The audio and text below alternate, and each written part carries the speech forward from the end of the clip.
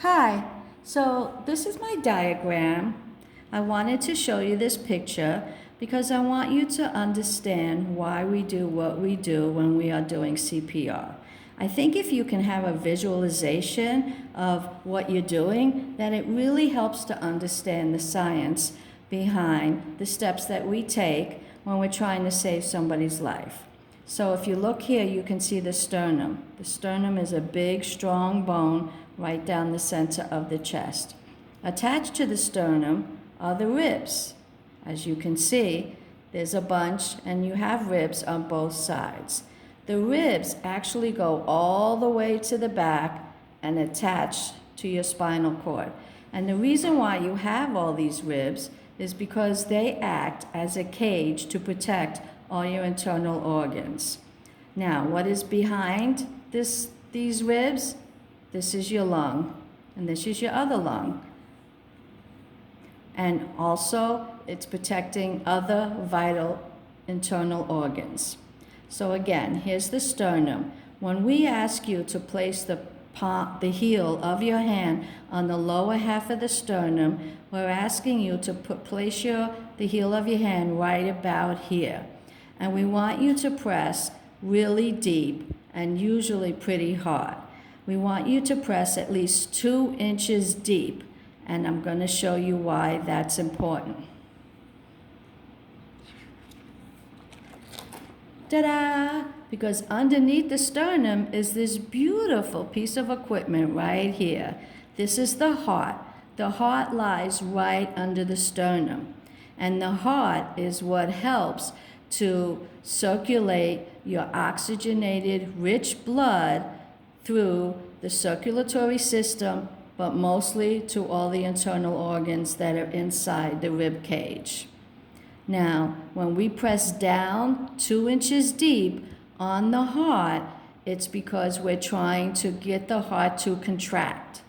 So, during a cardiac arrest, the heart either stops completely or it quivers, just shakes, okay? The heart fills up with blood. When we do a compression, we squeeze the heart and we force the blood out through the heart. We release the compression, the heart fills up with blood again, and then we have to push it out in order to push out the blood to the internal organs. This is why we have to push 2 inches, at least 2 inches deep, and we have to go pretty fast because the heart normally does work pretty fast. So if you can understand what it is that you're doing, if you can imagine it in your mind, if you can visualize it, then you can see. Because what's happening is your lungs have circulated all this oxygenated, rich blood through your body, and it gets stuck in your heart. And when you do the compression, you squeeze the heart, you force the heart to contract, and then the blood will be pushed out. And hopefully you can save somebody's life. Studies show, the data shows that the sooner CPR is started, once a cardiac problem has begun, the sooner you start CPR, the more chances you have of saving somebody's life. Don't think that because somebody's having a heart attack that you can't do anything. Because if you can start CPR and do CPR until the EMS people get there or until they get to a hospital, you are buying time. And that's why it is so important to do proper CPR.